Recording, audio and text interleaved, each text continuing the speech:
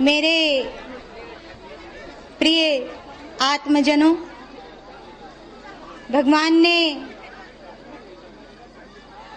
निश्चय ही आप सबों से प्रेम किया है और निश्चय ही वे आप सबों से प्रेम करते हैं, तभी आप सभी सत्संग गंगा में स्नान कर सकें। ये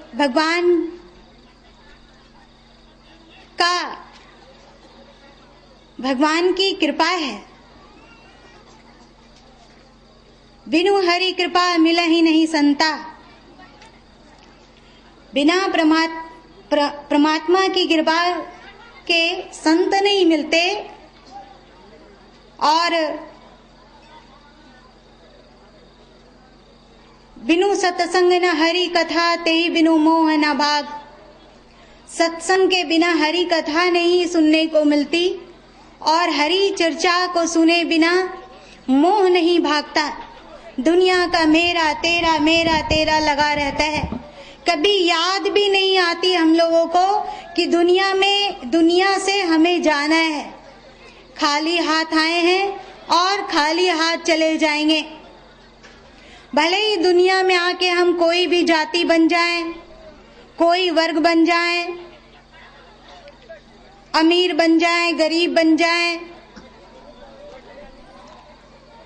प्रतिष्ठित बन जाएं, अप्रतिष्ठित बने, परंतु अंत में सभी को यहाँ से बिल्कुल रिक्त ही जाना होता है। उस समय साथ निभाता है केवल धर्म। जो आपने धर्म किया वही साथ जाने को है और बाकी जो भी आपने अर्जा, जो भी आपने कमाया, जो भी परिवार जोड़ा, जो भी महल बनाया, जमीन खरीदा, जो कुछ भी किया वो सब संसार में ही रह जाते हैं। और धर्म ही सच्चा साथी होता है। धर्म जीवन काल में तो सुख देता ही है। जो व्यक्ति धर्मात्मा है उसके पास सुख सामग्री हो या ना हो, परंतु सुख उसे छोड़कर जा नहीं सकता। और जो व्यक्ति धर्मात्मा नहीं है उसके पास सुख सामग्री का भले ही अंबार लग जाए, परंतु उसके अंतस में सुख नहीं हो सकता, वह सुखी नहीं हो सकता। देख लो अमेरिका वगैरह, वहाँ धन प्रचुर है परंतु सुख नहीं है। विज्ञान ने बहुत उन्नति की परंतु वहाँ वे लोग सुखी नहीं है। वे लोग बड़ी ही ललक की दृष्टि से, आशा की दृष्टि से भारत को देखते हैं, क्योंकि भारत के पास धर्म है। इसलिए धर्म के विकृत रूप हो जाने पर भी आज दूसरे देशों की तुलना में भारत सुखी है। अगर आत्महत्या का रिकॉर्ड लिया जाए तो विकसित कहे जाने वाले देशों में जितनी आत्महत्याएं होती है उसकी तुलना में हमारे देश में कुछ भी नहीं है। पागलपन, मानसिक अवसाद, डिप्रेशन पाश्चात्य देशों में है, क्योंकि वहां धर्म नहीं है। हमारे भी देश में धर्म थोड़ा आवृत हुआ है। लोग सच्चे धर्म को समझने में अभी भी सक्षम नहीं है। फिर भी जितना ही धर्म है उतना से ही सही। भले ही हम लोगों को नमक रोटी खाने को मिलता हो, परंतु हम मुस्कुरा कर जी सकते हैं, आनंद होकर जी सकते हैं। क्योंकि श्रीमद् भागवत पुराण की कथा का आयोजन है, तो मैं श्रीमद् भागवत पुराण का ही एक प्रकरण लेने जा रही हूँ। आपने उसे कथा में सुना ही है, मैं थोड़ा उसे और विस्तार देना चाहूंगी। एक बार राजा परीक्षित जब सरस्वती नदी के तट पर परिभ्रमण कर रहे थे, टहल रहे थे, तो उन्होंने देखा कि एक गाय और एक बैल दुखी होकर रुदन कर रहे हैं और उन दोनों को एक काला पुरुष डंडे से पीट रहा है। परीक्षित को गाय और बैल की दुर्दशा देखकर दया आई। उन्होंने पूछा कि आप सब कौन हैं? बैल के 3 पैर भी टूटे हुए थे। बैल ने कहा कि मैं धर्म हूं और ये पृथ्वी है गाय के रूप में। परीक्षित ने पूछा कि तुम दोनों के पीछे ये काला पुरुष कौन है जो कि तुम्हें डंडों से पीट रहा है? धर्म ने कहा ये कलयुग है।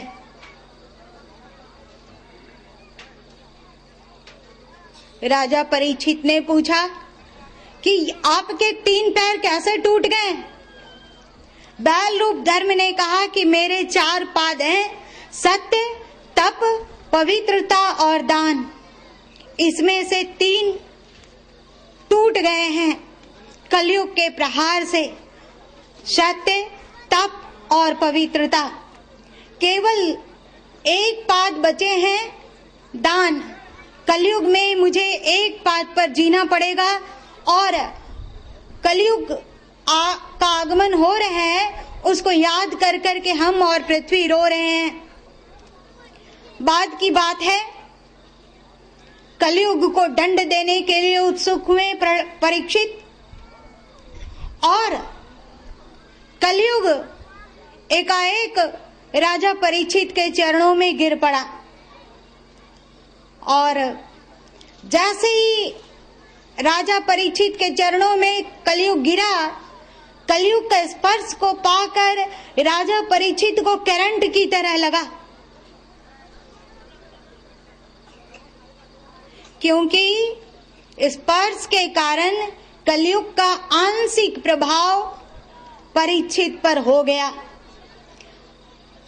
उस कलयुग ने कहा कि महाराज मुझे ना मारे, विधि का विधान है, मुझे तो आना ही है, परंतु आप अगर मुझे मार देंगे तो फिर विधि का विधान का क्या होगा? राजा परीक्षित ने कहा तुम मेरे राज्य में नहीं आ सकते। कलयुग ने कहा कि ठीक है, मैं आपके राज्य में नहीं आऊंगा, आप कृपा करके बता दो, कुछ ही जगह दे दो, 1-2 स्थान जहां पर कि बैठकर मैं रहूं और वहां ही रहकर अपना कार्य चलाऊं। राजा परीक्षित कुछ सोचे और उन्होंने कहा कि ठीक है, मैं तुम्हें 4 स्थान देता हूं जहां तुम रह सकते हो। उन्होंने एक स्थान दिया मदिरा, दूसरा स्थान दिया हिंसा, तीसरा स्थान दिया जुआ और चौथा स्थान दिया पर स्त्री गमन, व्यभिचार। खैर, कलयुग के अनुनय विनय पर एक और स्थान दिया परीक्षित ने, वो है अनीति पूर्वक कमाया गया धन। 5 स्थान मिला कलयुग को, नशा, मदिरा शराब, हिंसा, जुआ, व्यभिचार और अनीति से कमाया गया धन। जहां पे मदिरा का सेवन होता है वहां कलयुग का वास है, जहां हिंसा होती है वहां कलयुग का वास है, जहां जुआ खेला जाता हो वहां कलयुग का वास है, जहां व्यभिचार होता हो वहां कलयुग का वास है। जिस घर में अनीति से कमाया हुआ धन आता हो वहां कलयुग का वास है। और कलयुग का तात्पर्य होता है क्या? कलयुग का तात्पर्य होता है पाप। पाप का तात्पर्य होता है क्या? पाप का तात्पर्य होता है दुख, वेदना, परेशानी, टेंशन।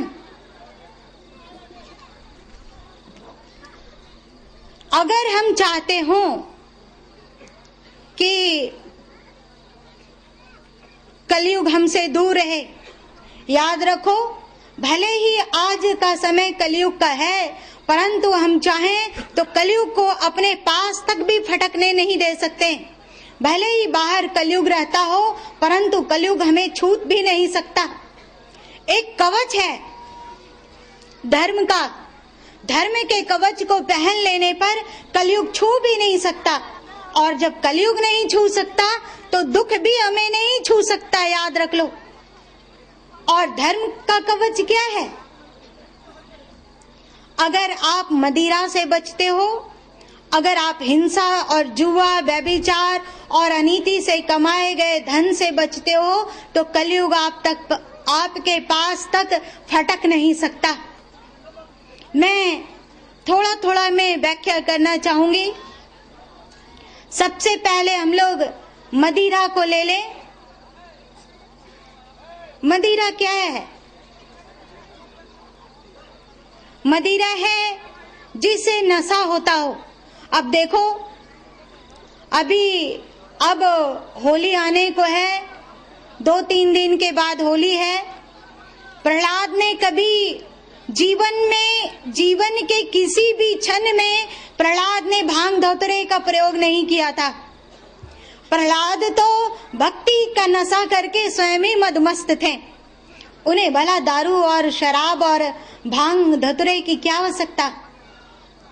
इतने उच्च कोटि के भक्त की याद में हम लोग होली मनाते हैं, तो होली में हम लोग नशा का सेवन करते हैं, और होली के कारण जो हम लोगों में पुण्य का संचार होना चाहिए, आनंद का संचार होना चाहिए।